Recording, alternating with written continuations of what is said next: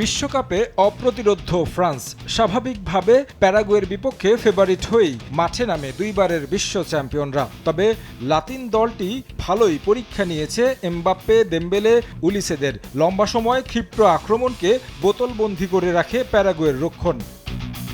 শুরু থেকেই বল দখল কিংবা আক্রমণে একেবারে একপেশে করে রাখে ফরাসিরা। তবে প্রতিপক্ষের রক্ষণে গিয়ে থমকে থাকতে হয়েছে তাদের। এবারের বিশ্বকাপে অপেক্ষাকৃত ছোট দলগুলো লো ব্লক ডিফেন্সে বড় দলগুলোকে নাস্তানাবুদ করে রাখে। সবশেষ আর্জেন্টিনার বিপক্ষেও দেখিয়েছিল কেপ ভার্দে, যার প্রতিফলন দেখা গেল এই ম্যাচেও। আক্রমণে না যেতে পারলেও রক্ষণকে জমাট বেঁধে রাখতে পেরেছে প্যারাগুয়ে। প্রথম ৩০ মিনিট দাপট দেখিয়েছে ফ্রান্স। ৩৬ মিনিটে বাড়ে উত্তেজনা। প্যারাগুয়ের ডিবক্সের বাইরে এমবাপ্পেকে ফাউল করলে এক পর্যায়ে হাতাহাতি পর্যন্ত হয় ফুটবলারদের মাঝে। যদিও কোনো কার্ড দেখতে হয়নি ফুটবলারদের। ফ্রান্সের দাপট থাকলেও গোল শূন্য শেষ হয় প্রথমার্ধ।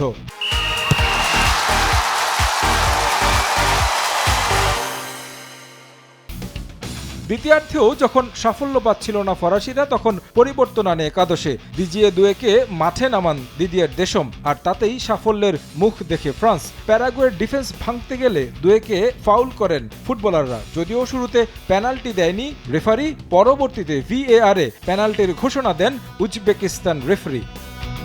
পেনাল্টি শুটআউটেও ছিল দুই দলের ফুটবলারদের মাঝে উত্তেজনা। শুরুতে দেম্বেলে কিক করতে গেলেও তিনি ফিরে এসে এমবাপ্পেকে দেন কিক করতে। এই তারকা অবশ্য কোনো ধরনের মিস করেননি। দারুণ শটে বোকা বানান আলোচিত প্যারাগুয়ে গোলরক্ষককে। ১-০তে লিড নেয় ফরাসিরা। এরপর অবশ্য সমতায় ফিরতে চেষ্টা করেছে প্রতিপক্ষরা, তবে ফ্রান্সের ডিফেন্সের কাছে আর পেরে ওঠেনি। শেষ দিকে অবশ্য দারুণ এক সুযোগ তৈরি করে এমবাপ্পে, তবে গিলের নৈপুণ্যে দুইবারেও জালের ঠিকানা খুঁজে পাননি এমবাপ্পে। শেষ পর্যন্ত ১-০ গোলের জয়ে কোয়ার্টার ফাইনাল নিশ্চিত করল ফ্রান্স। সেই সঙ্গে এবারের বিশ্বকাপে মেসির ৭ গোল স্পর্শ করলেন এমবাপ্পে। আর কোয়ার্টার ফাইনালে ফ্রান্সের প্রতিপক্ষ সেনেগাল। তারেক হাসান শিমুল, সময় সংবাদ।